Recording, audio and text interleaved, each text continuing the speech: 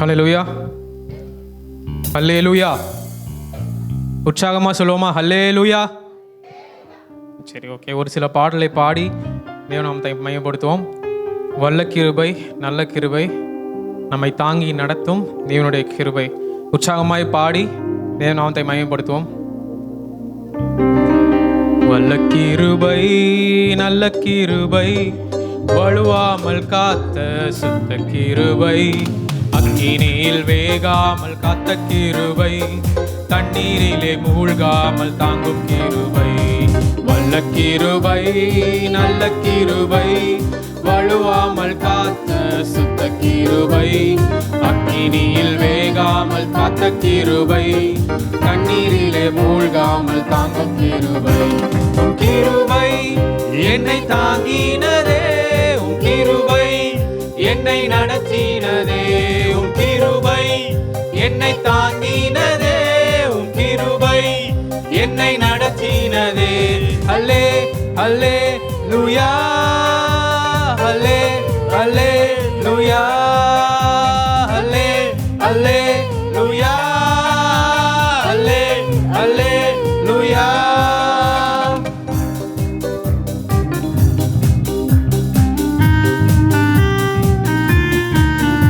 அக்கினியில்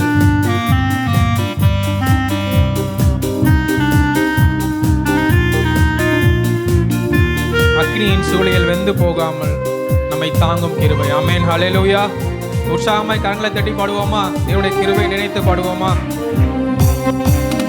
அக்கினியின் சூளையில் வெந்து வெந்து போகாமல் கிருபை தாங்கினதே, என் மூடி கூட கருகாமல் பூமி கூட அணுகாமல் கிருபை தாங்கினதே. அக்கினியின் சூளையில் வெந்து வெந்து போகாமல் கிருபை தாங்கினதே, என் மூடி கூட கருகாமல் புகை கூட அணுகாமல் கிருபை தாங்கினதே. சொல்லுவோமா? அல்லே அல்லே லூயா, அல்லே அல்லே லூயா, அல்லே அல்லே லூயா, அல்லே அல்லே லூயா. வல்ல கிருபை, நல்ல கிருபை, வழுவாமல் காத்த சுத்த கிருபை, அக்கினியில் வேகாமல் காத்த கிருபை, தண்ணீரிலே மூழ்காமல் தாங்கும் கிருபை. சொல்லுவோமா? வல்ல கிருபை, நல்ல கிருபை, வழுவாமல் காத்த சுத்த கிருபை, அக்கினியில் வேகாமல் காத்த கிருபை, தண்ணீரிலே மூழ்காமல் தாங்கும் கிருபை. ஹல்லேலூயா. சரி, ஓகே. ஒரு சின்ன ஆக்ஷன் மட்டும் பண்ணுவோமா? ஹல்லே ஹல்லே லூயா அப்படின்னு சொல்லி பண்ணுவோமா? ஓகே, ஓகேவா? யாருமே ஒரு உற்சாகமாகவே இல்லை. 2-3 பேர் மட்டும் தான் உற்சாகமாக இருக்காங்க. எல்லாருமே உற்சாகமாக ஒரு சின்ன ஆக்ஷன் பண்ணி பாடுவோம், ஓகேவா? இந்த ஹல்லே லூயான்னு சொல்லும்போது மட்டும் கைகளை உயர்த்தி பாட்டு பாடணும், ஓகேவா? ஃப்ரெண்டில் இருக்கவங்க யாரும் மண்டே ஆண்ட மாட்டாங்களே. பிங்கி என்ன சோகமாக இருக்கியே? சரி, ஓகே. உற்சாகமாக பாடணும், okay? Shalom, YouTube understood? Okay, பாடுவோமா? உற்சாகமாய் பாடுவோமா? வல்ல கிருபை, நல்ல கிருபை, வழுவாமல் காத்த சுத்த கிருபை, அக்கினியில் வேகாமல் காத்த கிருபை, தண்ணீரிலே மூழ்காமல் தாங்கும் கிருபை. வல்ல கிருபை, நல்ல கிருபை, வழுவாமல் காத்த சுத்த கிருபை, அக்கினியில் வேகாமல் காத்த கிருபை, தண்ணீரிலே மூழ்காமல் தாங்கும் கிருபை. பண்ணுவோமா? வல்ல கிருபை, நல்ல கிருபை, வழுவாமல் காத்த சுத்த கிருபை, அக்கினியில் வேகாமல் தாங்கும் கிருபை, தண்ணீரிலே மூழ்காமல் தாங்கும் கிருபை. உம் கிருபை என்னை தாங்கினதே, உம் கிருபை என்னை நடத்தினதே, உம் கிருபை என்னை தாங்கினதே, உம் கிருபை என்னை நடத்தினதே. அல்லே அல்லே லூயா, அல்லே அல்லே லூயா, அல்லே அல்லே லூயா, அல்லே அல்லே லூயா. பலவித சோதனை நெருக்கிய நேரத்தில் கிருபை தாங்கினதே, என் நெருக்க நான் போகாமல் கிருபை தாங்கினதே. பலவித சோதனை நெருங்கிய நேரங்கள் கிருபை தாங்கினதே. என் நெருக்கத்தின் நேரத்தில் நசுங்கி நான் போகாமல் கிருபை தாங்கினதே. ஹல்லே ஹல்லேலூயா, ஹல்லே ஹல்லேலூயா, ஹல்லே ஹல்லேலூயா, ஹல்லே ஹல்லேலூயா. வல்ல கிருபை நல்ல கிருபை, வழுவாமல் காத்த சுத்த கிருபை, அக்கினியில் வேகாமல் காத்த கிருபை, தண்ணீரிலே மூழ்காமல் தாங்கும் கிருபை.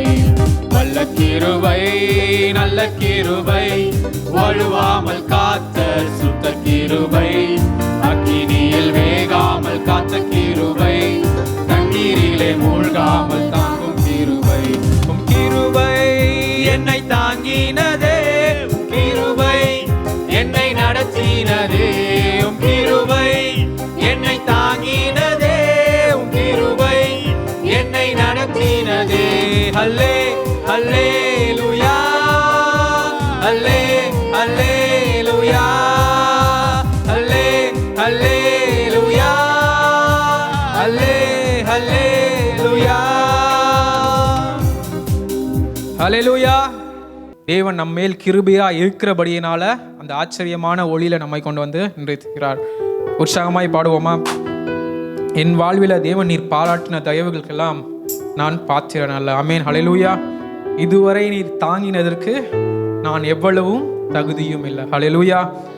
ஆச்சரியமானவரே, நீர் எங்களோடு இருக்கிற ஆச்சரியமான தேவன். ஆமென். உற்சாகமாய் பாடுவோம். என் வாழ்விலே நீர் பாராட்டின தயவுக்கெல்லாம் நான் பாத்திரன் அல்ல. இதுவரையில் நீ தாங்கினதற்கு எவ்வளவும் நான் தகுதியும் இல்லை. என் வாழ்விலே நீ பாராட்டின தயவுக்கெல்லாம் நான் பாத்திரன் அல்ல. இதுவரையில் நீ தாங்கினதற்கு எவ்வளவும் நான் தகுதியும் இல்லை. மாறாமலே உடனிருந்தீர், விலகாமலே நடத்தி வந்தீர். சொல்லுமா? மாறாமலே உடனிருந்தீர், விலகாமலே நடத்தி வந்தீர். ஆச்சரியமானவரே, என் வாழ்வில் அதிசயமானவரே. ஆச்சரியமானவரே, என் வாழ்வில் அதிசயமானவரே. எதிர்பார்க்கும் முடிவுகளை என் வாழ்வில் அளிப்பவரே, வழி அறியா அலைந்த என்னை கண்டீரே உம்முடைய கண்களால். சொல்லுவோமா? ஒரு வாழ்க்கையில எதிர்பார்க்காத காரியங்கள், நீங்கள் ஒருவேளை எதிர்பார்த்திருக்கும் காரியங்களை தேவன் கண்டிப்பாய் நிச்சயமாய் நிறைவேற்ற அவர் வல்லவராய் இருக்கிறார்.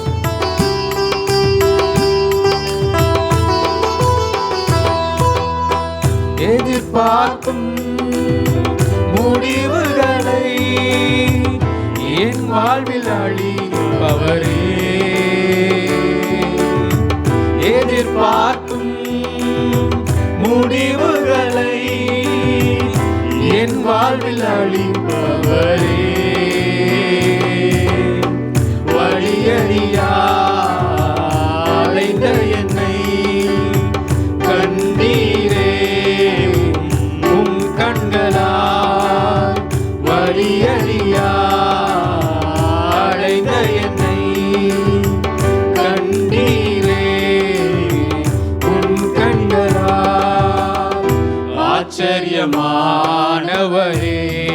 என் வாழ்வில் அதிசயமானவரே. ஆச்சரியமானவரே, என் வாழ்வில் அதிசயமானவரே. சொந்தமான பிள்ளையாக தகப்பனை போல் இமை பொழுதும் என்னை விலகாமல் காத்தீரே ராஜா. அல்லேலூயா சொல்லுவோமா? உள்ளத்தின் ஆழத்திலிருந்து சொல்லுவோம். தேவன் நம்மளை சொந்த பிள்ளையாய் நம்முடைய சிறகு நிழல்ல ஒரு தகப்பன் எப்படி ஒரு பிள்ளையை காப்பாற்றுவாரோ அதே போல நம்மளை காப்பாற்றி இந்த 10 மாதங்கள் நடத்தி வந்திருக்கிறார். தேவனுக்கு நன்றியோடு பாடுவோமா?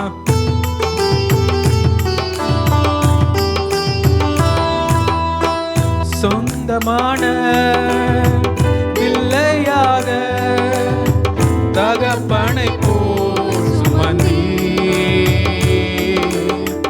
சொந்தமான பிள்ளையாக தகப்பனை போல் சுமந்தீ, இமை பொழுதும் என்னை விலகினாலும் இரக்கங்களால் என்னை சேர்த்துக் கொள்வீர். இமை பொழுதும் என்னை விலகினாலும் இரக்கங்களால் என்னை சேர்த்துக் கொள்வீர். சொல்லுமா? ஆச்சரியமானவரே, என் வாழ்வில் அதிசயமானவரே,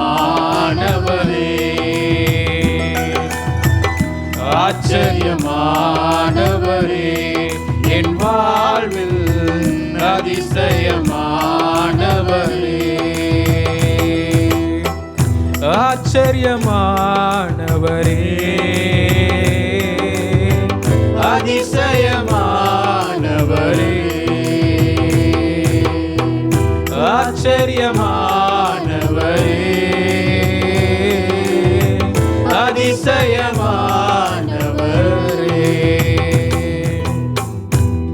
இப்பொழுதும் இருக்கிற இடத்துல அப்படி நாம் கண்களை மூடி நாம் ஜெபத்தோடு கூட நாம் செய்திக்கு நேராக கடந்து போகிறோம். எனவே நம்முடைய மத்தியில் இந்த நாளில் கர்த்தருடைய வார்த்தையை கொண்டு வந்திருக்கிற அருமையான சகோதரி ரூத் எல்வின் சாலமன் அவர்கள் நம்முடைய மத்தியில் கடந்து வந்திருக்கிறாங்க. இந்த 2வது ஆராதனையிலேயும் வாலிபர்களுக்கும் 2வது ஆராதனைக்கு வந்திருக்கிற கர்த்தருடைய பிள்ளைகளுக்கும் ஏற்ற வார்த்தைகளை கர்த்தர் கொடுக்கும்படி பேசும்படி கரங்களை உயர்த்தி கண்களை மூடி ஜெபம் பண்ணுவோமா? ஆண்டவரே, உம்முடைய கிருபை நிறைந்த கரத்தில் ஆண்டவரே அப்பா இந்த நேரத்தை ஒப்பு கொடுக்கிறோம். கர்த்தாவே, நீர் பேசுகிற நேரமாக இந்த நேரம் இருக்கட்டும். உம்முடைய சத்தத்தை நாங்கள் கேட்கட்டும். உம்முடைய வார்த்தை, உம்முடைய வசனம் ஆண்டவரே எங்கள் இருதயத்துக்குள்ளே கடந்து வந்து ஆண்டவரே உம்முடைய வார்த்தை ஆண்டவரே எங்கள் இருதயத்தை ஆற்றட்டும், தேற்றட்டும், திடப்படுத்தட்டும், பலப்படுத்தட்டும். உம்முடைய வார்த்தை எங்கள் இருதயத்தை ஆண்டவரே உருவாக்கட்டும், எங்கள் ஆத்மாவை ஆண்டவரே உருவாக்கட்டும்னு சொல்லி ஜெபிக்கிறோம். கர்த்தருடைய கிருபையின் கரத்தில் ஒப்பு கொடுக்கிறோம். கர்த்ததாமே தொடர்ந்து நீங்கள் நடத்துங்க, கிருபை தாங்க. இயேசு ரட்சகருடைய நாமத்தில் ஜெபிக்கிறோம் ஜீவன் உள்ள நல்ல பிதாவே. ஆமேன், ஆமேன், ஆமேன். ஹல்லேலூயா. சத்தமாக சொல்லுங்கள், ஹல்லேலூயா. சரி, எல்லோரும் கரங்களை தட்டி அருமையான சகோதரி நம்ம வரவேற்கலாமா? க்ளோரி, க்ளோரி, க்ளோரி, ஸ்தோத்திரம், பிரைஸ். கர்த்தருடைய பரிசுத்த நாமம் மகிமைப்படுவதாக. உங்கள் மத்தியிலே நாங்கள் மீண்டும் குடும்பமாக தேவன் எங்களை கொண்டு வந்து நிறுத்தினதுக்காக நான் ஆண்டவருக்கு நன்றி செலுத்துகிறேன். இது ஒரு வாலிபர் ஆராதனை அப்படின்னு சொன்னாங்க பாஸ்டர். இது வாலிபர்கள் அதிகமாக வர்ற ஆராதனை. இந்த ஒரு ஆராதனையில் கலந்து கொண்டு உங்கள் மத்தியில் ஆண்டவருடைய வார்த்தையை கொடுக்க கர்த்தர் எங்களை அழைத்து வந்ததுக்காக நான் ஆண்டவருக்கு நன்றி செலுத்துகிறேன். அருமையான போதகருக்கும் குடும்பத்திற்கும் எங்களை வீட்டில் அருமையாக தங்க வச்சு எங்களை கவனித்து கொள்கிற அருமையான அண்ணன் ராஜான குடும்பத்துக்கும் இங்கே வந்த எல்லா விசுவாசிகளுக்கும் உங்கள் அனைவருக்கும் பாஸ்டரமாக்கு பிள்ளைகளுக்கு எல்லாருக்கும் நாங்கள் இயேசுவின் நாமத்தினால வாழ்த்துக்களை கூறிக்கொள்கிறோம். கர்த்தர் உங்களை ஆசீர்வதிப்பாராக. எத்தனை பேர் சந்தோஷமாக இருக்கிறீங்க இன்னைக்கு? உங்களோட குவிஸ், பைபிள் குவிஸ் எப்பயுமே நான் இங்கே வந்தேன்னா உங்களோட பைபிள் குவிஸ் ரொம்ப என்ஜாய் பண்ணுவேன். எனக்கு ரொம்ப பிடிக்கும். நிறையா சர்ச்சஸில் இது இல்லை. இப்படி எவ்ரி வீக் நீங்கள் வசனத்தை கேள்வி கேட்டு வேதத்தினுடைய காரியங்களை கற்றுக் கொடுக்கறது. ஆண்டவர் சொல்ல, வேதத்தின் மகத்துவங்களை அவர்களுக்கு எழுதி கொடுத்தேன், அவைகளை அந்நிய காரியமாக எண்ணினார்கள். இன்னைக்கு வேத வசனம் மறக்கப்பட்டு கொண்டிருக்கிற காலம். மொபைல் ஃபோன்ஸ் பயங்கர ட்ரெண்ட் ஆகி விதவிதமாக வாங்குகிற நம்ம இன்னைக்கு வேதத்தை என்ன பண்ணிடுறோம், எங்கேயோ ஒரு ஓரமாக வச்சிருக்கிற ஒரு காலகட்டத்தில் இன்னைக்கு பைபிளுக்கு நல்ல இம்பார்ட்டன்ஸ் கொடுக்குற ஒரு சபையில் கர்த்தர் உங்களை வைத்திருக்கிறார். அதற்காக நான் ஆண்டவருக்கு நன்றி செலுத்துகிறேன். ஒரு ஹல்லேலூயா சொல்லாமா? ஹல்லேலூயா. எத்தனை பேர் இன்னைக்கு சந்தோஷமாக இருக்கிறீங்க? பக்கத்தில் பார்த்து கேளுங்க, கை கொடுத்து எப்படி இருக்கிறீங்கன்னு கேளுங்க. How are you? Are you happy today? இன்றைக்கும் ஆண்டவர் உங்களோடு பேசுவார் என்று நான் விசுவாசிக்கிறேன். எனக்கு ஆண்டவருடைய அன்பை குறித்து பேசுறது ரொம்ப பிடிக்கும். எல்லாருக்குமே பிடிக்கும். ஆண்டவருடைய அன்பை குறித்து பேசுறது எல்லாருக்குமே ரொம்ப பிடிக்கும். ஏன்னா நம்ம எல்லாரும் ஆண்டவருடைய அன்பினால தான் என்ன பண்ணிருக்கோம், தொடப்பட்டு, ரட்சிக்கப்பட்டு, மன்னிக்கப்பட்டு இன்னைக்கு அவருடைய பிள்ளையாக மாறி இருக்கிறோம். உண்மைதானா? ஆண்டவருடைய அன்பினால தான் இழுக்கப்பட்டிருக்கிறோம். அவருடைய அன்பினால தான் கவரப்பட்டிருக்கிறோம். அவருடைய அன்பினால, அவர் சிலுவையில் சிந்தின ரத்தத்தினால தான் இன்றைக்கு நாம் ஜீவனோடு வாழ்ந்து கொண்டு இருக்கிறோம். இதுக்கெல்லாம் காரணம் ஆண்டவருடைய அன்பு தான். ஆனால் அந்த அன்பை குறித்து பேசுறது எனக்கு ரொம்ப பிடிக்கும். இந்த வருஷம் ஜூன் மாதத்தில் மதுரையில் ஒரு சபையில் நாங்கள் ஆண்டவருடைய அன்பை குறித்து பேசணும். அநேகர் தொடப்பட்டாங்க. ஆனால் சமீபத்தில் போன வாரத்தில் ஆண்டவர் எனக்கு அந்த அன்பின் செய்தியை கொடுத்த அதே ஆண்டவர் வேற ஒரு கோணத்தில் ஆண்டவரை பார்க்கும்படியாக எனக்கு ஒரு செய்தி ஆண்டவர் கொடுத்தார். அதை தான் இன்றைக்கி நான் உங்களோட பேச போகிறேன். ஒருவேளை உங்களுக்கு கொஞ்சம் ஏற்றுக்கொள்ள கடினமாக இருக்கலாம், கொஞ்சம் கஷ்டமாக இருக்கலாம், என்ன இப்படி சொல்கிறாங்க அப்படின்னு நீங்கள் நினைக்கலாம். ஆனால் வேதத்திலேருந்து தான் நான் பேச போகிறேன். கர்த்தர் உங்களோடு பேசுவார். உங்களுக்கு இன்றைக்கு உங்களிடத்துல இருந்த சில விளக்க வேண்டிய காரியங்கள், நீங்கள் நீக்க வேண்டிய காரியங்களை ஆண்டவர் உங்களோடு பேசுவார் என்று நான் விசுவாசிக்கிறேன். ஒருவேளை இன்னைக்கு நீங்கள் நல்ல ஆராதனையில் அமர்ந்து ஆண்டவரை ஆராதிக்கலாம். வெளியே பார்ப்பதற்கு நீங்கள் ஒரு பரிசுத்தவானை போல, ஒரு பரிசுத்த வாட்டியை போல காட்சி அளிக்கலாம். உங்களை பார்க்கிறவர்கள் இந்த பிள்ளை ரொம்ப நல்ல பிள்ளை, இந்த சகோதரன் மிகவும் நல்ல சகோதரன் என்று சொல்லி நற்சாட்சி கூட கொடுக்கலாம். ஆனால் அந்த வாழ்க்கையை வெளியில் எல்லாரும் பார்த்து விட்னஸ் பண்ணுறாங்கல்ல, அந்த லைஃப்பை பற்றி இன்னைக்கு ஆண்டவர் உங்களிடத்துல பேச போல. இன்னைக்கு ஆண்டவர் உங்களிடத்துல பேசுகிற காரியம், யாரும் பார்க்காத ஒரு பர்சனல் லைஃப் உங்களுக்கு இருக்குதுல்ல, யாரும் பார்க்காத, யாருக்கும் தெரியாத ஒரு தனிப்பட்ட வாழ்க்கை என்று நீங்கள் ஒன்று வச்சிருக்கிறீங்க. அதை பற்றி தான் இன்றைக்கு ஆண்டவர் உங்களோடு பேச விரும்புகிறார். அது எப்படி இருக்கிறது? How is your personal life?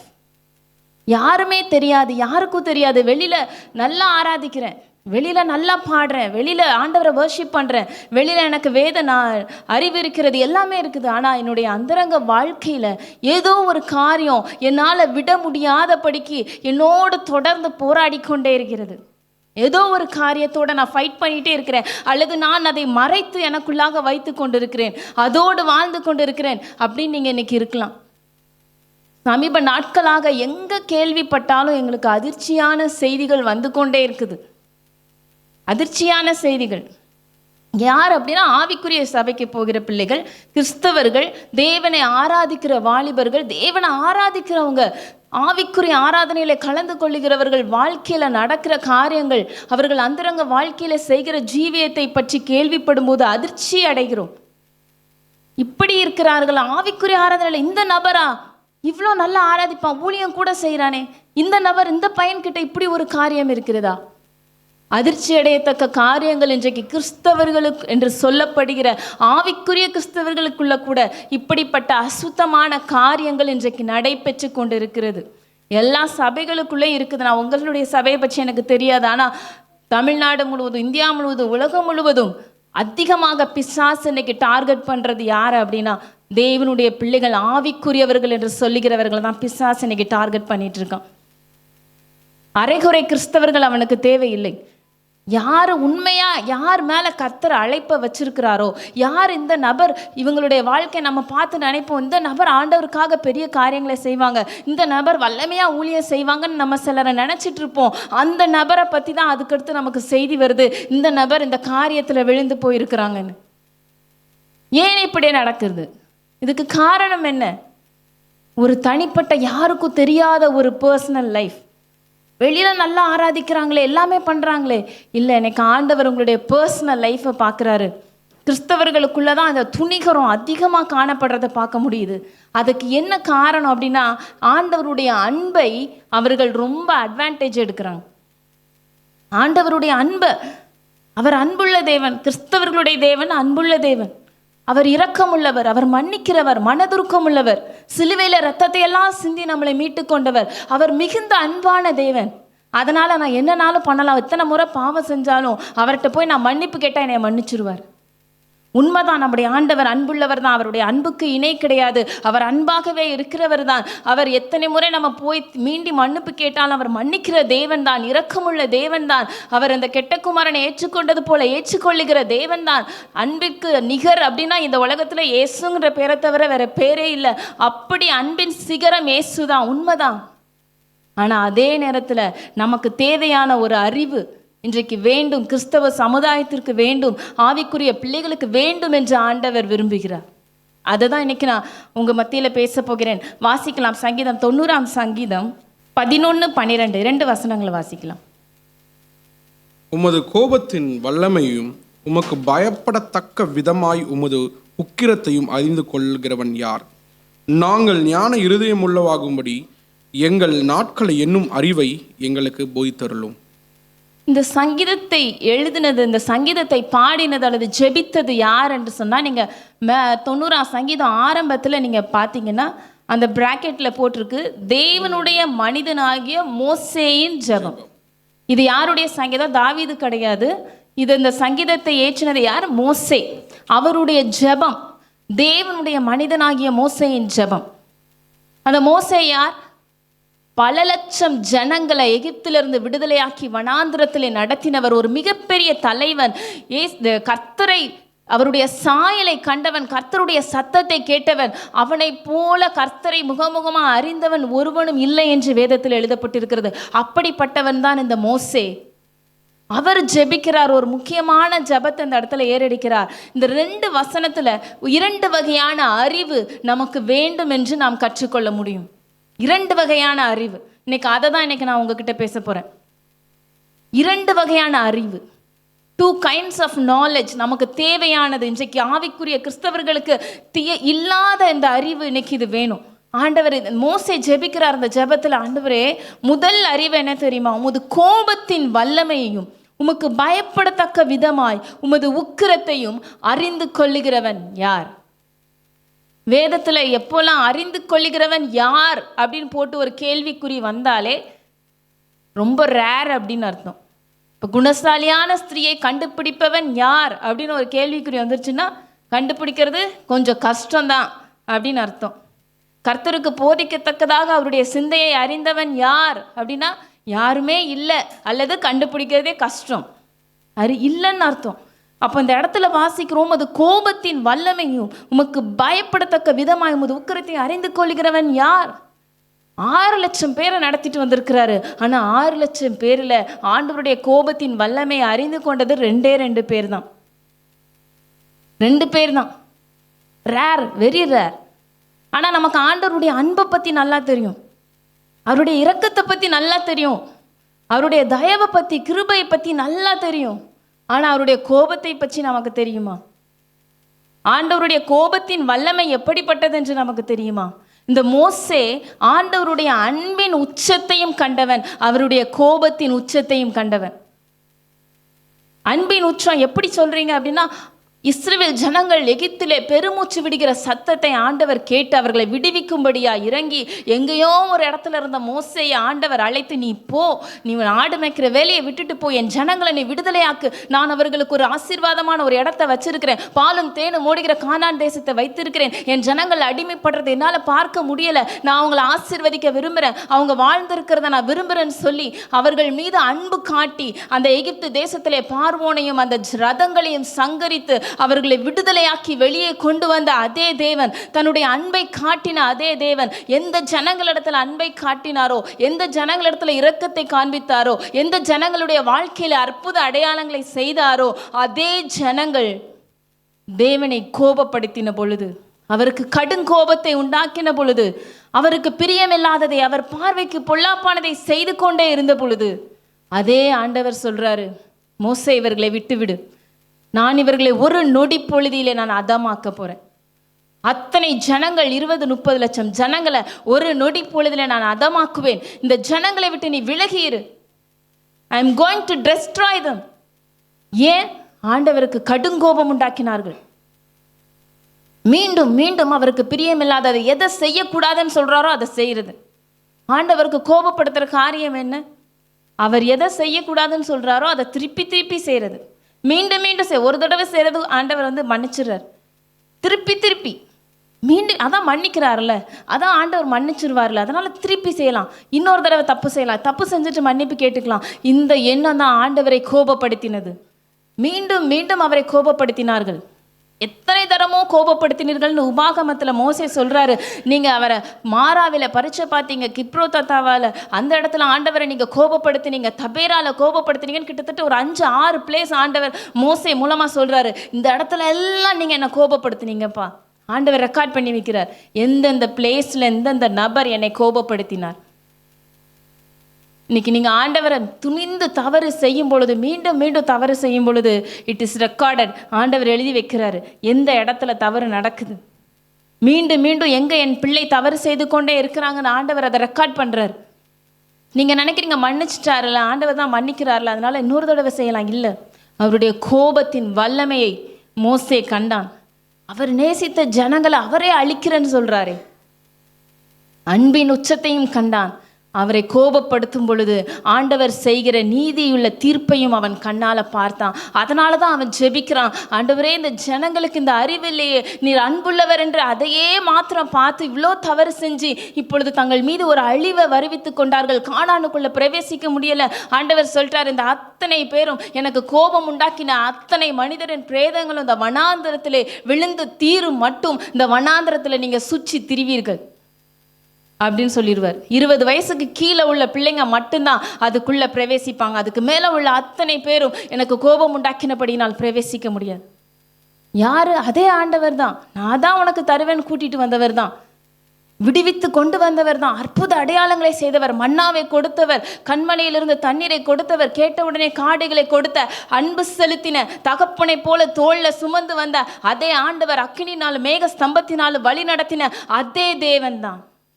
இப்பொழுது அதே தேவன் அவர்களை வனாந்திரத்திலே சுற்றித் திரிய மடிய வைத்தார். உங்கள் வாழ்க்கையில் ஆண்டவர் அற்புதம் செய்யலாம், நிறைய அதிசயம் செய்திருக்கலாம், நீங்கள் சாட்சி சொல்லியிருக்கலாம், என் வாழ்க்கையில் ஆண்டவர் இதை செஞ்சுருக்கிறார் அதை செஞ்சுருக்கிறாருன்னு. ஆனால் அதெல்லாம் செஞ்சாருன்னு சொல்லிட்டு நீங்கள் ஆண்டவரை மறந்து மீண்டும் அவரை கோபப்படுத்துவோம் என்றால், அவர் பார்வைக்கு பொல்லாப்பானதை செய்தோம் என்றால், எப்பொழுது அந்த கிருபையின் காலம் நம்ம வாழ்க்கையை விட்டு எடுக்கப்படும் நமக்கு தெரியாது. எப்பொழுது ஆண்டவர் தன்னுடைய கோபத்தை நம்ம இடத்துல வெளிப்படுத்துவார் என்பது நம்ம யாருக்குமே தெரியாது. அதனால தான் மோசே ஜெபிக்கிற, அந்த ஒரு அறிவை கொடுங்க ஆண்டவரே, உமக்கு பயப்படத்தக்க விதமாய். எதுக்காக அந்த அறிவு வேணுமா? அப்போதான் நம்ம கர்த்தருக்கு பயப்படுவோமா. அந்த அறிவு வந்துருச்சுன்னா, கர்த்தருக்கு இன்னொரு பக்கம் இருக்குதுன்ற ஒரு அறிவு வந்துருச்சுன்னா, கர்த்தருக்கு பயப்படுற பயம் வந்துடும். பாவம் செய்யறதுக்கு ஒரு பயம் வரும், துணிந்து பாவம் செய்யறதுக்கு பயம் வரும். மோசே ஆண்டவர்கிட்ட கேட்குறாரு, ஆண்டவரே உம்முடைய முகத்தை எனக்கு காண்பியும், நான் உங்களை பார்க்கணும் ஆண்டவரே. ஆண்டவர் சொல்லுவார், மோசே கண்மலையில் ஒரு இடம் இருக்குது, அந்த இடத்துல நீ என்ன பண்ணு, நீ இரு, அந்த வெடிப்பில் கண்மலை வெடிப்பில் நீ இருக்கும்போது நான் என் கரத்தை வச்சு நான் மூடுறேன், என்னுடைய முகத்தை பார்த்து ஒரு மனுஷனும் உயிரோடு இருக்க முடியாது, ஆனால் நான் கடந்து போடும்போது என்னுடைய பின்பக்கத்தை நீ பார்ப்பாய். அதே போல் மோசே பார்த்தான், பின்பக்கத்தை தான் பார்த்தான். இன்னைக்கு நாமும் அதே தான், ஆண்டவருடைய பின்பக்கத்தை தான் பார்த்துட்டு இருக்கிறோம். அவருடைய பேக் பின்னாடி ஒரு சைடை மட்டும், எப்படி ஒரு நாணயத்துக்கு 2 பக்கம் இருக்குல்ல, ஆனால் நம்ம ஒரு பக்கத்தை தான் பார்க்குறோம். அன்பு, இரக்கம், கிருபை, தயவு, நல்லவர், வல்லவர், அற்புதம் செய்கிறவர், இரக்கம் உள்ளவர், இதையே நான் மன்னிக்கிறவர், இதை மட்டும்தான் பார்த்துட்டு இருக்கிறோம். ஆனால் ஆண்டவருக்கு இன்னொரு முன்பக்கம் என்று ஒன்று இருக்கிறது. பின்பக்கத்தை மட்டும் பார்த்துட்டே இருக்கலான்னு நினைக்காதீங்க. பின்பக்கம் தான் நம்மளால் பார்க்க முடிந்த பக்கம், அவருடைய பின்பக்கத்தை தான் நம்மளால் பார்க்க முடியும். ஆனால் அந்த முன்பக்கத்தை அவர் காட்டினார் என்றால், என்னை கண்டு ஒருவனும் இந்த பூமியில் உயிரோடு இருக்க முடியாதுன்னு ஆண்டவர் சொல்கிறார்.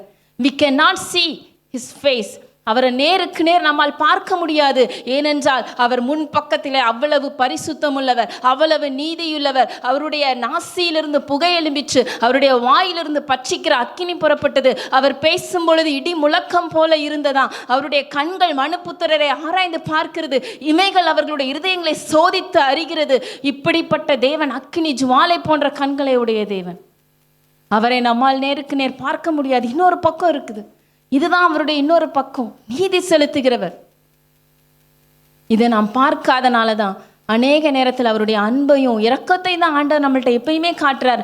நீங்கள் சொல்லலாம், ஆண்டவருடைய கோபம் ஒரு நிமிஷம் தானே, அவருடைய தயவு தானே நீடிய வாழ்வு. உண்மைதான். ஆனால் நான் எப்படி பார்க்குறேன்னா, ஒரு தராசில் வச்சோன்னா இந்த பக்கம் தயவு நீடிய வாழ்வு, இந்த பக்கம் அவருடைய கோபம் வச்சா ரெண்டும் ஈக்குவலாக இருக்கும்னு நான் நினைக்கிறேன்.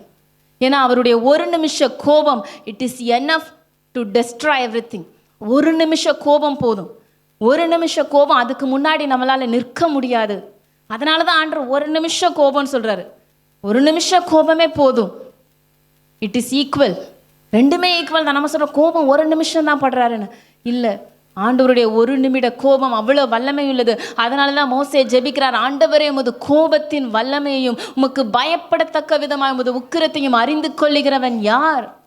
எங்களுக்கு அந்த அறிவை கொடுங்கப்பா. என் இஸ்ரவேல் ஜனங்களுக்கு அந்த அறிவை கொடுங்க. உங்கள் கோபத்தை புரிந்து கொள்ளாமல் உண்மை மீண்டும் மீண்டும் தவறு செய்து உண்மை கோபப்படுத்தி கொண்டே இருக்கிறார்களே. நாம் மீண்டும் மீண்டும் பாவம் செய்யும் பொழுது நாம் என்ன பண்ணுறோம்? we are scratching his eyes. அவருடைய மீண்டும் தூண்டுறோம். மீண்டும் அவர் நம்மளை தண்டிக்கும்படியாய் நாம் அவரை தூண்டுகிறோம், கோபப்படுத்துகிறோம்.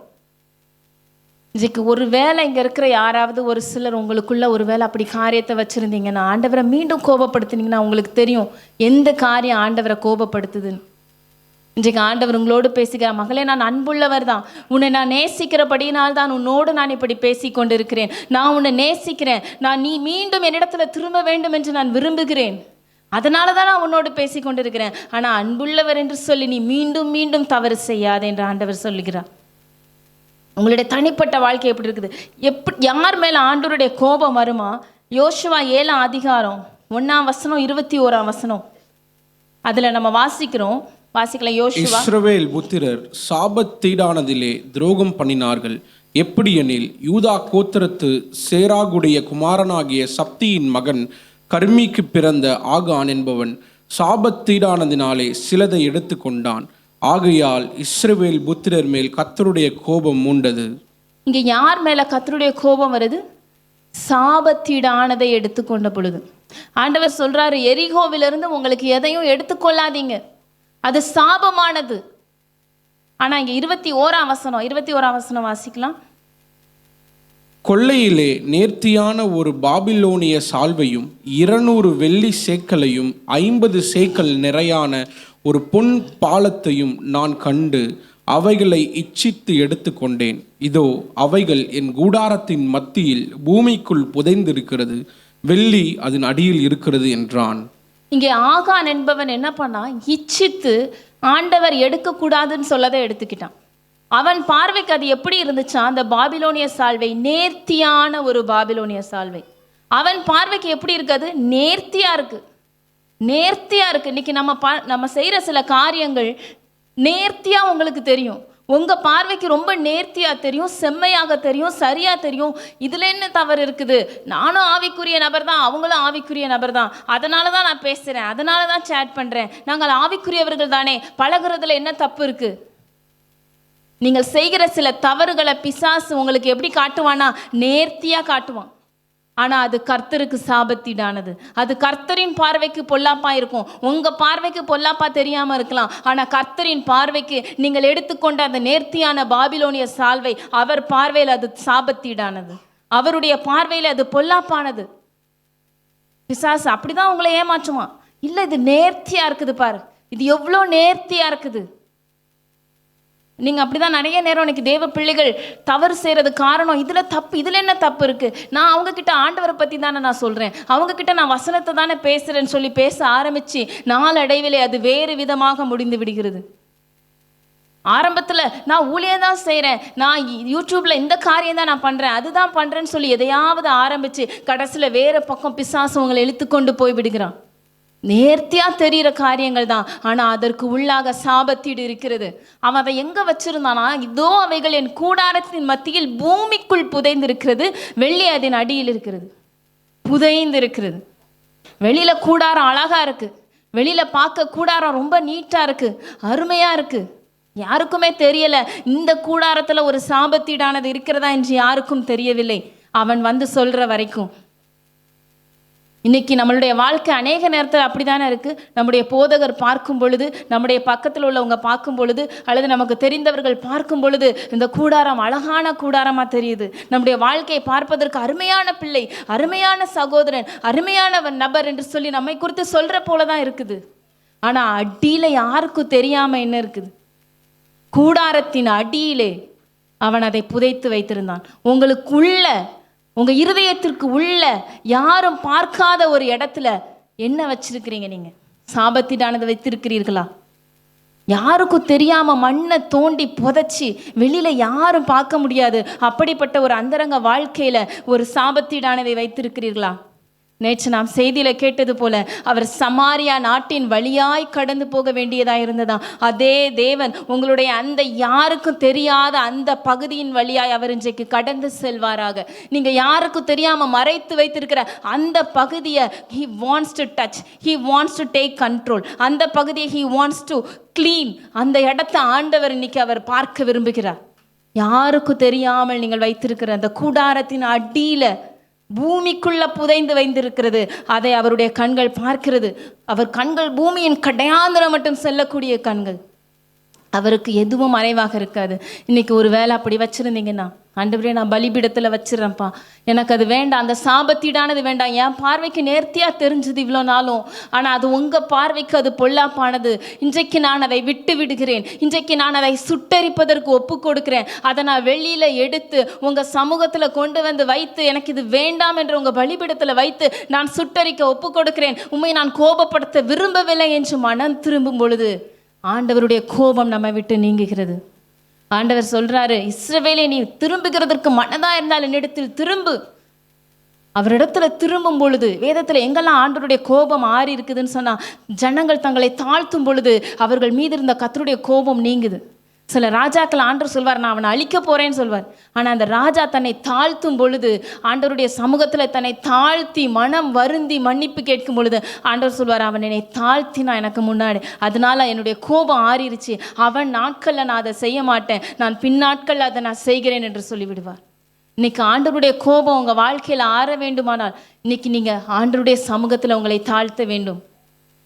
ஆமாம் ஆண்டவரே, என்னிடத்துல இப்படி தேவையில்லாத காரியம் இருக்குது, நான் என்னை தாழ்த்துறேன், உங்கள் சமூகத்தில் நான் என்ன தர்றேன், உங்கள் கோபம் என் மேலே வேண்டாம்ப்பா, எனக்கு உங்கள் இரக்கம் வேணும், I need your mercy Lord, எனக்கு உங்கள் இரக்கம் தாங்கன்னு சொல்லி ஆண்டவர்கிட்ட நீங்கள் இன்னைக்கு கேட்பீங்கன்னா, ஆண்டவர் கெட்ட குமாரனை அன்போடு அழைத்த அதே தகப்பன் உங்களை மீண்டும் ஏற்றுக்கொள்வதற்கு அவர் அன்புள்ள தகப்பனாக இருக்கிறார்.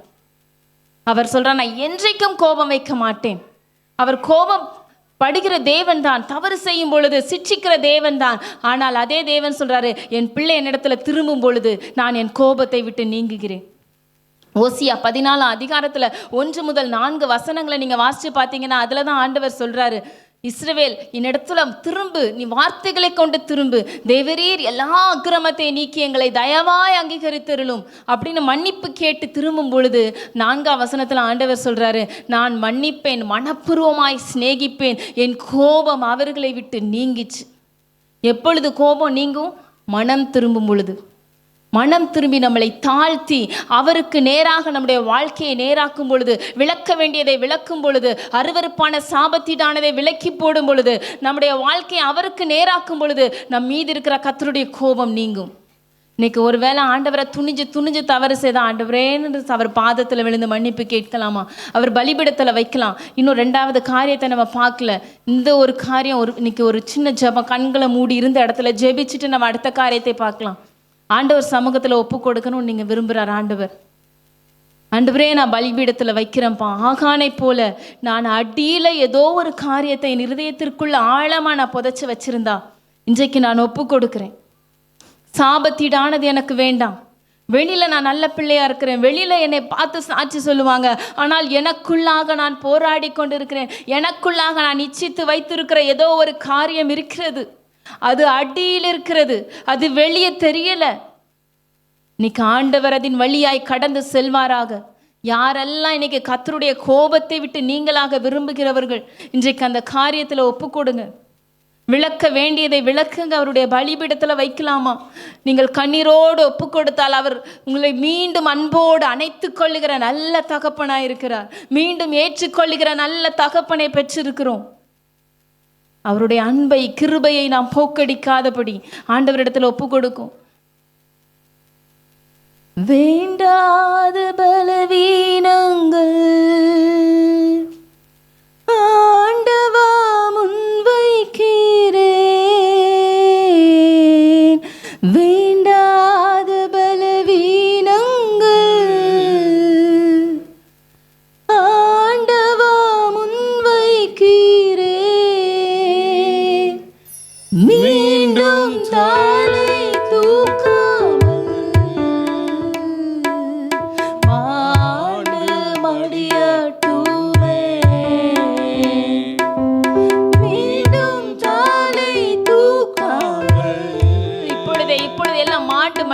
மடிவதாக, மாண்டு மடிவதாக. எல்லா சாபத்தின் ஆனவைகளை கர்த்தருடைய அக்கினி சுட்டெரிப்பதாக. இந்த நேம் ஆஃப் ஜீசஸ். கர்த்தருடைய அக்கினி உங்க இருதயத்துக்குள்ள கடந்து செல்லட்டும், உங்க அந்தரங்க வாழ்க்கைக்குள் கடந்து செல்லுவதாக. கர்த்தருடைய அக்கினி, சுட்டெரிக்கிற அக்கினி, சாபத்தின் ஆனவைகளை சுட்டெரிக்கிற கர்த்தருடைய அக்கினி உங்கள் இருதயத்திற்குள்ள வருவதாக. இப்பொழுதே ஒப்பு கொடுக்கிறவர்கள் மேல கர்த்தருடைய அக்கினி இறங்கும். ஒப்பு கொடுக்கிறவர்கள் பலிபீடத்துல வைக்கும் பொழுது கர்த்தருடைய அக்கினி அதை அழித்து போடும். இனி தலை தூக்க கூடாதப்பா, அந்த காரியங்கள் என் வாழ்க்கையில தலை தூக்க கூடாது.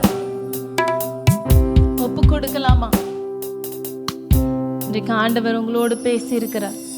இனி ஒரு காலம் அந்த காரியம் வாழ்க்கையில தலை தூக்க கூடாது. ஆண்டவரே, தொடர்ந்து நம்ம அடுத்த காரியத்தை பார்க்கலாம்.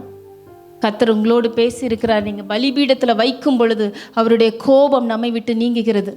2வது வசனம், சங்கீதம் 90 12ஆம் வசனம் வாசிக்கலாம். 90ஆம் சங்கீதம் 12ஆம் வசனம். நாங்கள் ஞான இருதயம் உள்ளவர்களாகும்படி எங்கள் நாட்களை எண்ணும் அறிவை எங்களுக்கு போதித்தருளும். முதலாவது அறிவு பார்த்தோம், அவருடைய கோபத்தை அறிந்து கொள்ளுகிற அறிவு. 2வது, ஒரு தேவ பிள்ளைக்கு நமக்கு தேவையான அறிவு என்ன தெரியுமா?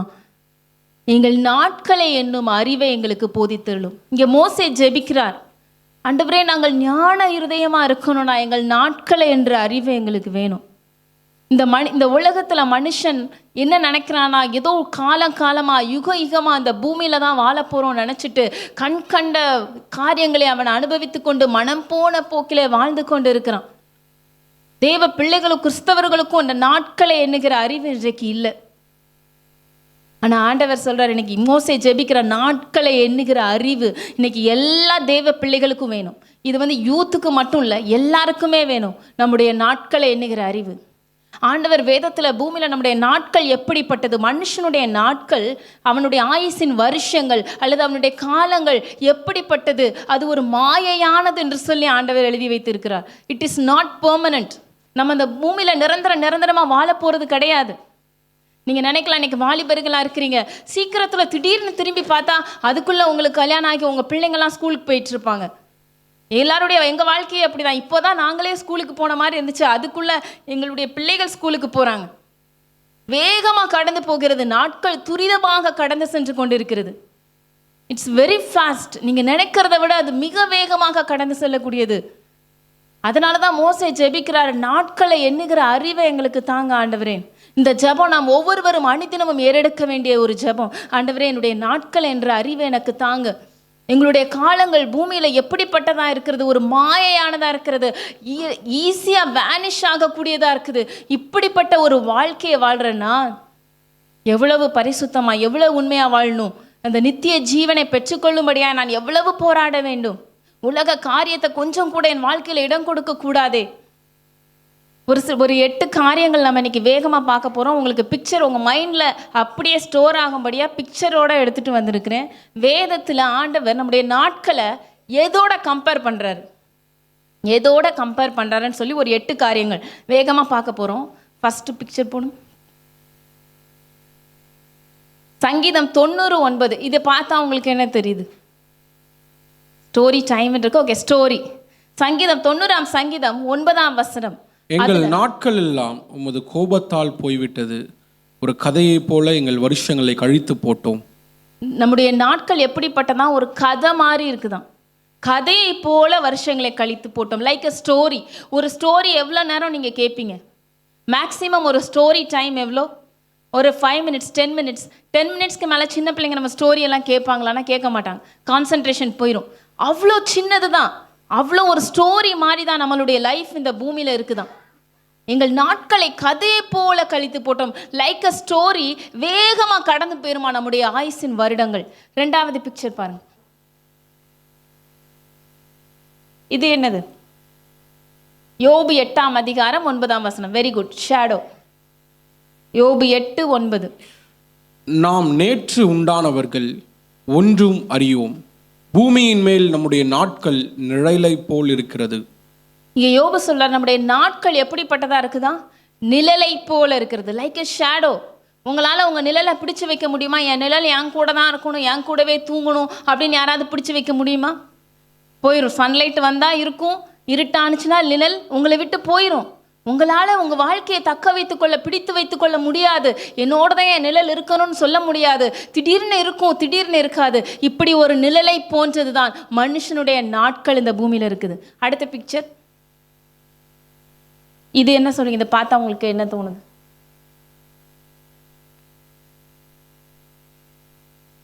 ஒர்க்கர்ஸ், டெய்லி ஒர்க்கர்ஸ், அவங்க கூலி ஆட்கள். அவங்களுக்குன்னு நிரந்தர வேலை கிடையாது.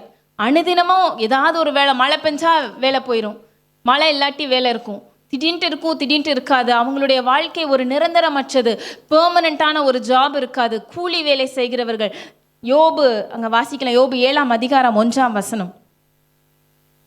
பூமியிலே போராட மனுஷனுக்கு குறிக்கப்பட்ட காலம் உண்டல்லவோ, அவன் நாட்கள் ஒரு கூலிக்கார நாட்களை போல் இருக்கிறதல்லவோ. மனுஷனுடைய நாட்கள் எப்படிப்பட்டதான்? கூலிக்காரனுடைய நாட்களை போல. அப்படின்னா என்ன அர்த்தம்? It is not permanent. அது ஒரு டெம்பரரி லைஃப் தான். கூலிக்கார நாட்கள் டெம்பரரியாக தான் இருக்கும். It's a temporary life. Any time anything may happen. எப்போனாலும் எதுனாலும் நடக்கலாம். இன்னைக்கு நம்ம நினைக்க முடியாது, வயசானவங்களுக்கு தான் மரணம் வரும்னு நம்ம சொல்ல முடியல. சின்ன குழந்தைங்களுக்கு மரணம் வருது, வாலிபர்களுக்கு திடீர்னு ஹார்ட் அட்டாக் வருது. யாருக்கு மரணம் எப்போ வரும்னு தெரியாது. நம்மை பிரிந்தவர்களை நினைச்சு நம்ம அழுகிறோம். என்றைக்கு நம்மை பிரிந்து மற்றவர்கள் அழுவார்கள் என்பது நமக்கு தெரியாது. இதுதான் நம்முடைய வாழ்க்கை, ஒரு கூலிக்காரன் நாட்களை போல. அடுத்த பிக்சர். இதை பார்த்து கண்டுபிடிச்சிருவீங்கன்னு நினைக்கிறேன். Very good. Weaving machine. யோபு 7ஆம் அதிகாரம் 6ஆம் வசனம்.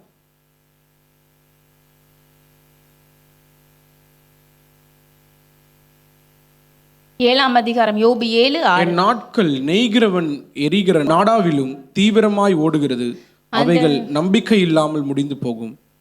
நம்முடைய நாட்கள் எப்படிப்பட்டதான்? நெய்கிறவன் எரிகிற அந்த நாடாவிலும் தீவிரமாக ஓடக்கூடியதான். அந்த மிஷினில் வேகமாக அந்த நூல் எப்படி அந்த மிஷின் வேகமாக சுற்றும் போது அதுலேருந்து நூல் வருது பாருங்கள், அது எவ்வளோ ஸ்பீடாக இருக்கும் அந்த மிஷின். அதை விட அதிகமாக நம்முடைய நாட்கள் துரிதமாக போகக்கூடியது. அதை விட வேகமாக, அந்த மிஷினை விட வேகமாக நம்முடைய நாட்கள் கடந்து செல்லக்கூடியது. அடுத்த பிக்சர். இதில் 2 இருக்கு, புல்லும் இருக்கு, ஃப்ளவரும் இருக்கு. அந்த ஃப்ளவர் காஞ்சு கீழே விழுந்துருச்சு. அந்த புல்லும் இன்னும் வெயில் அடிச்சதுன்னா என்ன ஆயிரும்? காஞ்சு போயிடும். இதை எங்கே வாசிக்கலான்னா சங்கீதம் 103:15. மனுஷனுடைய நாட்கள் புல்லுக்கு ஒப்பாயிருக்கிறது, வெளியின் புஷ்பத்தை போல போக்கிறான். மனுஷனுடைய நாட்கள் ஆண்டவர் எதுக்கு கம்பேர் பண்ண? புல்லுக்கு. புல்லு எவ்வளோ நாள் வாழும்? ஒரு மரம் செடினா கூட அதுக்கு ஒரு ஆயுசு உண்டு. ஆனால் புல்லுடைய ஆயுசு நாட்கள் எவ்வளோ? மழை பெஞ்சா இருக்கும் ஒரு நாள், மழை பெஞ்ச அடுத்த நாள் வெயில், நல்லா வெயில் அடிச்சதுன்னா புல் அப்படியே காஞ்சு போயிடும். ஃப்ளவரும் அப்படிதான், ஒரு நாள் இருக்கும், 2 நாள் இருக்கும், அவ்வளோதான். அதுக்கடுத்து அந்த ஃப்ளவர் என்ன பண்ணும்? வாடி போயிடும். இதுதான் மனுஷனுடைய நாட்கள் என்று ஆண்டவர் சொல்லுகிறார். புல்லுக்கு ஒப்பாயிருக்கிறது, வெள்ளியின் புஷ்பத்துக்கு ஒப்பாயிருக்கிறது. It is not permanent life. Anything, எப்போனாலும் எதுனாலும் நடக்கலாம். இதுதான் மனுஷனுடைய வாழ்க்கை. அடுத்த பிக்சர்.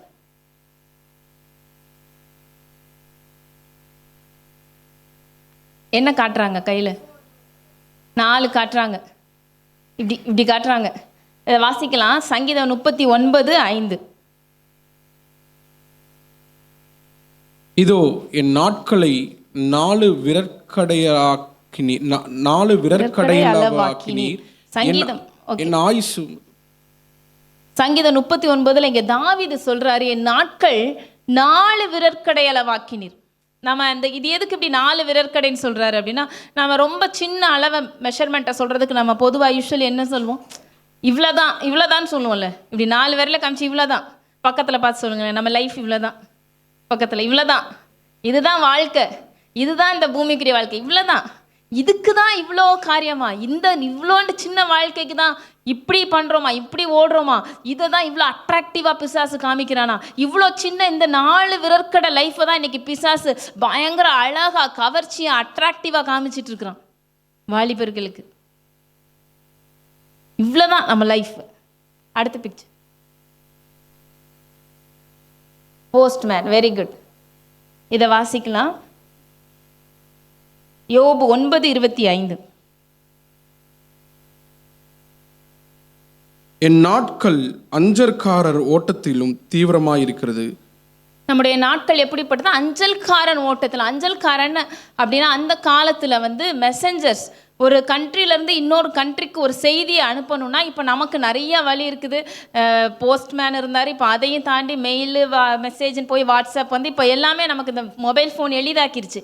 ஆனால் அந்த காலத்தில் இந்த அஞ்சல்காரர்கள் என்ன பண்ணுவாங்கன்னா, அவங்க ரொம்ப நாட்டிலேயே யார் ரொம்ப துரிதமாக ஓடுறாங்களோ அவங்க தான் இந்த அஞ்சல்காரனாக செலக்ட் பண்ணுவாங்க, அவங்கள தான் இந்த மெசஞ்சராக செலக்ட் பண்ணுவாங்க. தாவீதுடைய காரியத்தில் கூட பார்க்கும் பொழுது இந்த யோவாப் 2 பேரை அனுப்புவார். அகிமாஸ், கூஷின் 2 பேரை ஓட சொல்லுவார். அவங்க ஓடுவாங்க.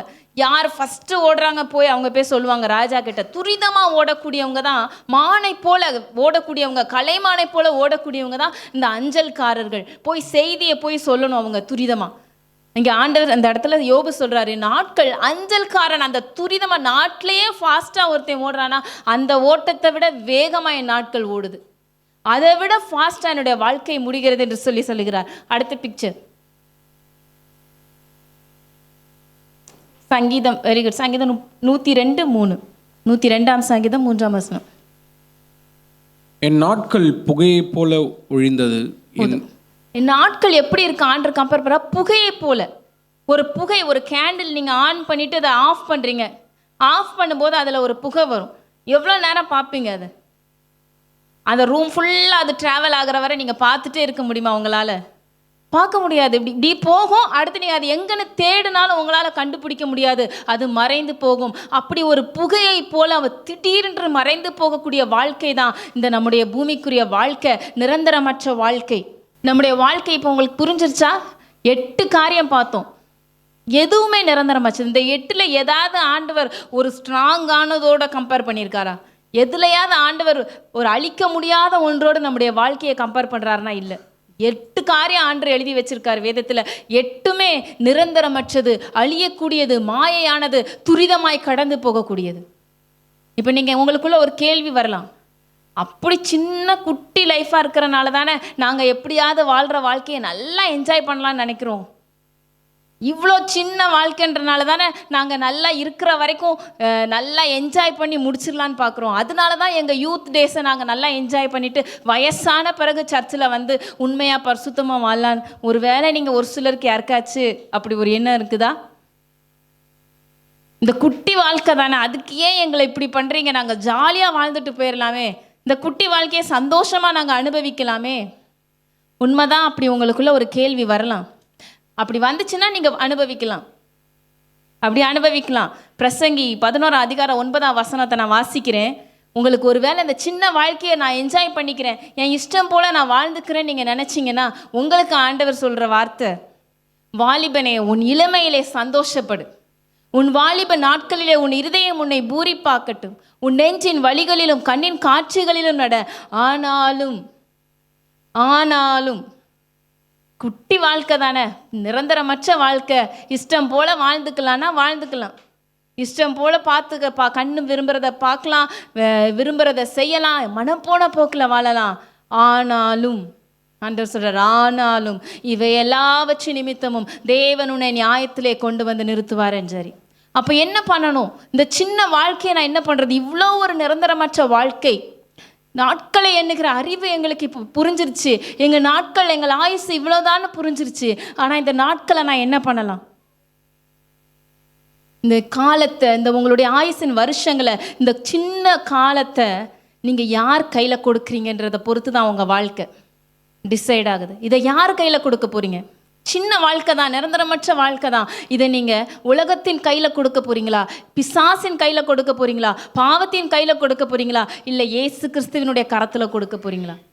அவர் கரத்தில் கொடுத்தா உங்கள் வாழ்க்கை அலங்கோலமாகாதபடி அதை அலங்காரமாய் மாற்றுவார். இதே இந்த சின்ன வாழ்க்கையை நீங்கள் பிசாசு கையில் அல்லது உங்களுக்கு பிடிச்ச ஏதோ ஒரு மனுஷன் கையில், ஒரு மனுஷி கையில் அல்லது இந்த உலகத்தின் கையில் கொடுத்துட்டிங்கன்னா உங்கள் வாழ்க்கையை அலங்கோலமாய் சின்ன பின்னமாய், எப்படி ஒரு லேகியோன் எல்லாவற்றையும் இழந்து அவன் அலைந்து திரிந்தான், அப்படி நம்முடைய வாழ்க்கையை மாறிவிடும்.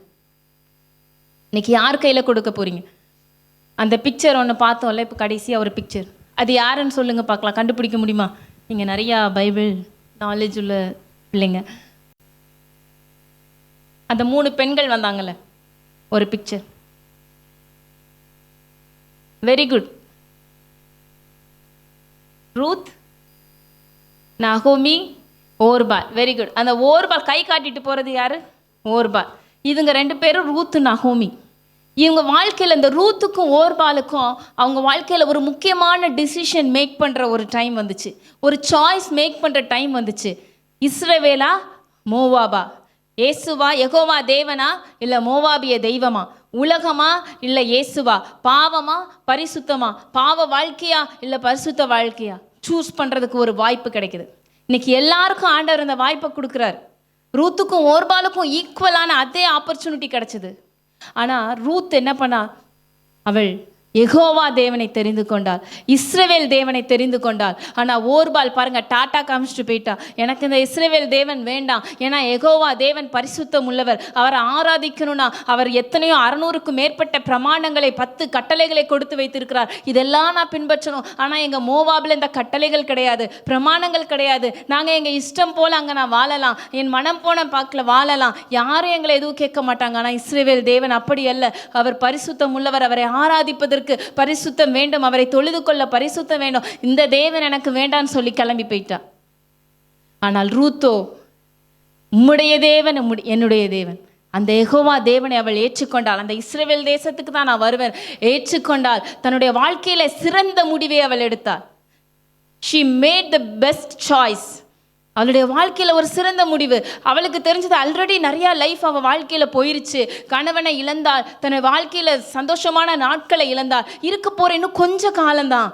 அந்த அறிவு அவளுக்கு வந்துச்சு, இந்த கொஞ்ச காலத்தை நான் மோவாபில் வீணாக்க மாட்டேன், நான் இஸ்ரவேல் தேவனுடைய கரத்தில் என்னுடைய இந்த கொஞ்ச காலத்தை கொடுப்பேன்னு கொடுத்தா. அதனால் என்ன ஆச்சு? அவள் வாழ்க்கையை கொடுத்தனால என்ன ஆச்சு? ரூத்தினுடைய சந்ததியில் யார் வந்தார்? தாவீது ராஜா வருகிறார். அதர் சந்ததியில் இயேசு கிறிஸ்து வந்தார். ஆனால் நமக்கு ஓர்பாலை, ரூத்தை பற்றி நமக்கு தெரியும், ஆனால் ஓர்பாலை பற்றி நமக்கு தெரியுமா? வேதத்தில் இல்லை. ஆனால் வேத வல்லுநர்கள் சொல்கிறாங்க, இந்த ஓர்பாலுடைய சந்ததியில் தான் கோலியாத் வந்தானோ. இந்த ஓர்பாலுடைய சந்ததியில் வந்தவன் தான் கோலியாத். மோவாப் தேசத்திலே போய் அவள் பெற்றெடுத்த பிள்ளைகளில் வந்தது சந்ததி தான் கோலியாத்தான். அந்த கோலியாத்து யார்? அவன் இஸ்ரவேல் ஜனங்களை எதிரியாக வந்தான். ஒரு நபர் செய்த தவறு, ஒரு ஓர்பால் எடுத்த தவறான முடிவு ஒரு கோலியாத் உருவாவதற்கு காரணமாகிவிட்டது. ஆனால் ரூத் எடுத்த சரியான முடிவு இயேசு கிறிஸ்துவை பெற்றெடுப்பதற்கு காரணமானது. இன்னைக்கு நீங்கள் எடுக்கிற டிசிஷன் சின்ன டிசிஷனாக உங்களுக்கு தெரியலாம். இந்த பாவத்தை விடுறது ஒருவேளை இது ஒரு பெரிய விஷயமா, இது ஒரு பெரிய விஷயமா, இதை விடலாமா நீங்கள் நினைக்கலாம். ஆனால் நீங்கள் அதை விட்டு பாருங்கள். நீங்கள் எடுக்கிற அந்த சின்ன டிசிஷன் உங்கள் வாழ்க்கையில் பெரிய மாற்றத்தை கொண்டு வரும், உங்களுடைய தலைமுறையில் மாற்றத்தை கொண்டு வரும், உங்கள் எதிர்காலத்தில் மாற்றத்தை கொண்டு வரும். ரூத் எடுத்த டிசிஷன் எப்படி ஒரு காரியத்தை அந்த தாவீதின் கையினால கோலியாத் மடிகிறான். ரூத்தினுடைய சந்ததியில் வந்த தாவீதின் கையினால் கோலியாத் மடிகிறான். இன்றைக்கு நாம் எப்படிப்பட்டவர்களாக இருக்க போகிறோம்? ரூத்தை போல சரியானதாக சூஸ் பண்ண போகிறோமா? நம்முடைய நாட்களை சிறந்ததாய் செலவழிக்கும்படியாக ஆண்டவர் கரத்தில் கொடுக்க போகிறீங்களா? இல்லை மீண்டும் நான் அவரை கோபப்படுத்துவேன், துணிந்து தவறு செய்து கொண்டே இருப்பேன் என்று நீங்கள் சொல்ல போகிறீர்களா? இன்றைக்கு ஆண்டவர் உங்களை பார்த்து கேட்கிறார். சாது சுந்தர் சிங் ஒரு முறை அவர் ஆண்டவரை ஏற்றுக்கொண்டு சீக்கிய குடும்பத்திலிருந்து ரட்சிக்கப்பட்டார். ஆண்டவரை ஏற்றுக்கொண்டார். இதனால் அவருக்கு பயங்கர எதிர்ப்புகள். அவருடைய தகப்பனை அடித்து பார்த்தார், திட்டி பார்த்தார், மிரட்டி பார்த்தார், பாய்சன் கொடுத்தார், என்ன பண்ணார். ஆனால் இவர் இயேசுவை மறுதளிக்கவே இல்லை. ஒரு நாள் அவருக்கு ஒரு யோசனை தோன்றினது சாது சுந்தர் சிங்குடைய தகப்பனுக்கு. அவர் என்ன பண்ணார்? இவருக்கு ஏன்னா நிறைய சொத்துக்கள், இந்த பையன் இப்படி பண்ணுறான்னு இந்த சொத்தெல்லாம் யாருக்கு கொடுக்குறது? அதனால் இவன் இப்படி செஞ்சால் இவன் மனசு மாறிடுவான்னு சொல்லி அந்த காலத்துலலாம் சின்ன வயசுலேயே என்ன பண்ணுவாங்கன்னா, இந்த பையனுக்கு இந்த பொண்ணுன்னு சொல்லி ஃபிக்ஸ் பண்ணிடுவாங்க. அப்படி சாது சுந்தர் சிங்குக்கு என்று நியமிக்கப்பட்ட ஒரு உறவின் முறையான பிள்ளையை அழைத்து அந்த பிள்ளையை நல்லா டெக்கரேட் பண்ணி மனக்கோலத்தில் ரெடி பண்ணி அவளுக்கு பேச வேண்டியதெல்லாம் கற்றுக் கொடுத்து ட்ரெயின் பண்ணி சாது சுந்தர் சிங் கிட்ட அனுப்பிட்டாங்க. அவள் வந்து அநேக வார்த்தைகளை கூறி, ஆசையான வார்த்தைகளை கூறி பேசுகிறாள். பேசி பேசி சாது சுந்தர் கிட்ட நிறையா எனக்காக நீ இந்த இயேசுவை விட்டுரு, நம்ம சந்தோஷமாக இருக்கலாம், எனக்காக இந்த இயேசுவை விட்டுரு. எல்லாம் பேசினதுக்கு அப்புறம் சாது சுந்தர் சிங் சொன்னாராம், நீ சொல்கிறதெல்லாம் கேட்க நல்லா தான் இருக்குது, ஆனால் என்கிட்ட இருந்தது ஒரே ஒரு இதயம்தான், அந்த இதயத்தை நான் இயேசுவுக்கு கொடுத்துட்டேன், இப்போ உனக்கு கொடுக்கறதுக்கு எனக்கு வேற ஒரு இருதயம் இல்லைன்னு சொன்னாராம். அவள் அதிர்ந்து கோபமாய் அந்த இடத்த விட்டு போய்விட்டாள். இன்னைக்கு உங்களால் அப்படி சொல்ல முடியுமா? உங்களிடத்துல வந்து உங்களை சிலர் நேசிக்கிறேன்னு சொல்லி ஏமாத்தலாம். அவங்கள பார்த்து உங்களால் சொல்ல முடியுமா, எனக்கு இருந்தது ஒரே இருதயம் தான், அந்த இருதயத்தை நான் இயேசுவின் இடத்துல கொடுத்து விட்டேன். I have no more heart to give you.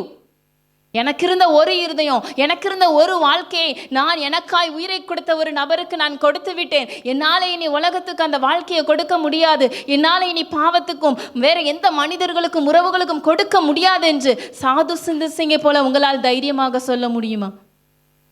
இன்றைக்கு ஆண்டவர் உங்களை பார்த்து கேட்குறார். அப்படிப்பட்ட நபர்கள் ஆண்டவர் தேடி வந்திருக்கிறார். சாது சிந்திங்க போல இந்த ஒரு வாழ்க்கையை, சின்ன வாழ்க்கையை, இந்த அற்பமான நாட்களை, அற்பமான ஆயுசின் வருஷங்களை அவர் கையில் கொடுக்கிற ஒரு சிலரை தான் ஆண்டவர் இன்றைக்கு தேடி வந்திருக்கிறார்.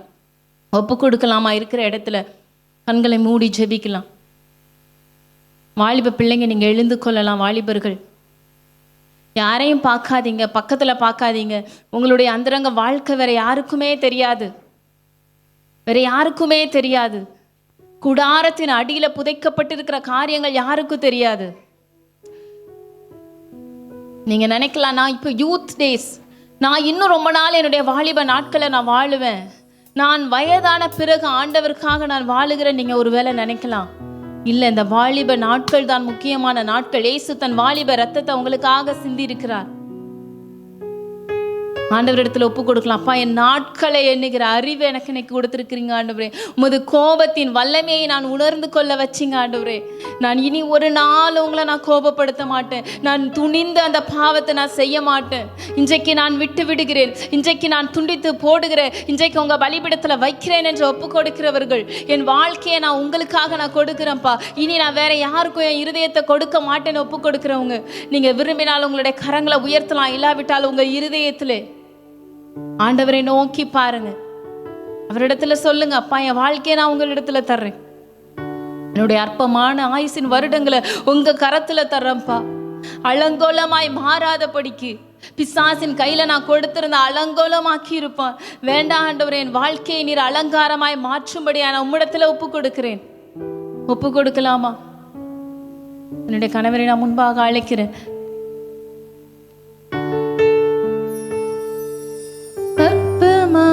வாழ்வு அற்புதமாய் மாற அனைத்தையும் தந்தேன் ஆட்கொள்ளும் தேவா.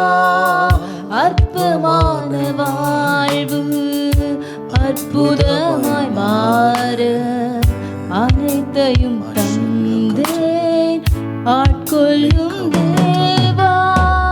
நான் சிறுகவும் நீர் பெருகனும், நான் சிறுகனும் நீர் பெருகனும்.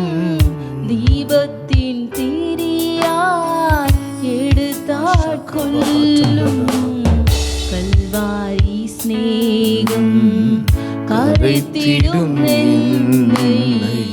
கல்வனம் மாற்றி கரைந்தோடு செய்யும் கல்வாரி ஸ்நேகம் கரைத்திடும் என்னை. கல்மனம் மாற்றி கரைந்தோடு செய்யும் கல்வாரி ஸ்நேகம். கொடுக்கலாமா? ஆண்டவரிடத்துல உங்க அற்பமான வாழ்க்கையை அவர் கரத்துல கொடுங்க. தொடர்ந்து ஆண்டவரிடத்துல அர்ப்பணி. நன்றி அப்பான்னு சொல்லி கொஞ்ச காலம்தான், கொஞ்ச காலம். இந்த கொஞ்ச காலத்துல நான் ஆண்டவரே, நான் உமக்காக என்ன செய்வேன் அப்படின்றத நீங்க சிந்திக்கணும். சாரா லவ்ரோஜியம் ஒரு பாடல் பாடி இருக்கிறாங்க. அவர் பாதம் வீழ்ந்து பணிந்து ஆனந்த கண்ணீர் வடிப்பேன். இந்த ஓட்டம் ஜெயத்துடன் முடியும், அந்த நாடு சுதந்தரிப்பேன்.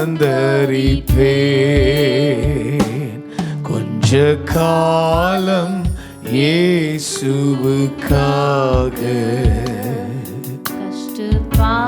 அப்பா இருக்கிற அந்த கொஞ்ச காலத்துல நான் பாட அனுபவிக்க இன்னல் துன்பம் எல்லாம் இன்பமாய் எனக்கு இன்பமாய் மாறும். இயேசுவை நான் காணும் அப்பா, என் காலத்தை வீணடிச்சிடக்கூட அவர் பாதம் நான் உயிரோட வாழ்ற இந்த காலத்துல உங்க பாதத்தை நான் பிடிச்சிருக்கேன் சொல்ல. அப்பா, நான் வாழ போறது கொஞ்சம் காலம் தான். நீங்களே 33 வருஷம் தான்ப்பா வாழ்ந்தீங்க. அப்பா, கஷ்டம் கண்ணீர் நிறைந்த கடந்தென்று நான் மறைவே, கஷ்டம் கண்ணீர் நிறைந்த உலகை கடந்தென்று நான் மறைவே, ஜீவ ஊற்றருகே. அப்பா, என் அன்பு ஜனமே சொல்லுங்க, கொஞ்ச காலம் தான்ப்பா.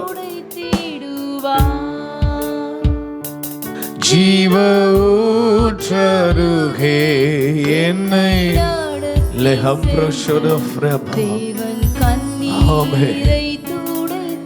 கடைசியா சொல்லும், அவர் பாதம் வீழ்ந்து பணிந்து ஆனந்த கண்ணீர் வடிப்பே.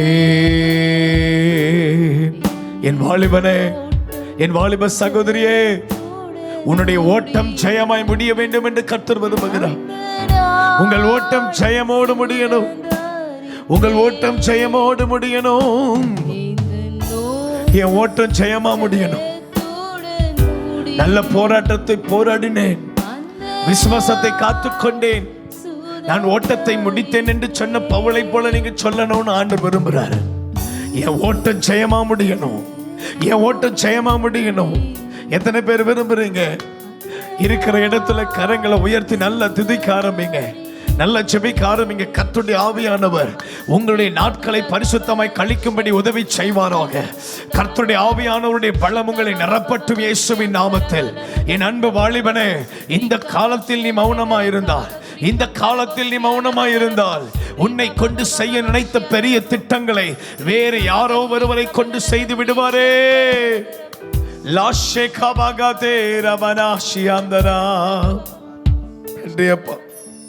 நன்றி அப்பா. அர்ப்பணிங்க, பார்க்கலாம். அர்ப்பணிங்களே. அன்பு தகப்பனே, உம்முடைய மகிமை நிறைந்த கிருபை நிறைந்த பிரசன்னம் ஆண்டவரே, இந்த 2வது ஆராதனையில் ஆண்டவரே நீர் இடைப்பட்டு பேசினீர். உம்முடைய கோபத்தை ஆண்டவரே அறிந்து கொள்ளக்கூடிய அறிவு எங்களுக்கு இருக்க வேணும். அந்த அறிவு இல்லாமல் போயிடுச்சுன்னா ஆண்டவரே எங்கள் வாழ்க்கையில் நாங்கள் நிர்மூலமாகி போயிடுவோம். அது மாத்திரமல்ல, இந்த பூமியில் வாழ்கிற ரட்சிக்கப்பட்ட தெய்வ பிள்ளைகளாகி நாங்கள் இந்த பூமியில் வாழ்கிற வாழ்க்கையில் நாட்களை எண்ணும் அறிவு எங்களுக்கு தந்து நடத்த வேண்டும் என்று சொல்லி ஆண்டவரே நம்முடைய பிள்ளைகள் ஜெபம் பண்ணினாங்க. கர்த்ததாமே ஆண்டவரே இந்த வார்த்தையின்படியே சிறு பிள்ளைகள் முதற்கொண்டு பெரியவர்கள் வரைக்கும் ஆண்டவர் எல்லோரையும் ஆண்டவரே நம்முடைய பிரசன்னம் ஆளுகை செய்யட்டும், ஆண்டு நடத்தட்டும். இயேசுவின் நாமத்தில் பிதாவே, ஆமென்.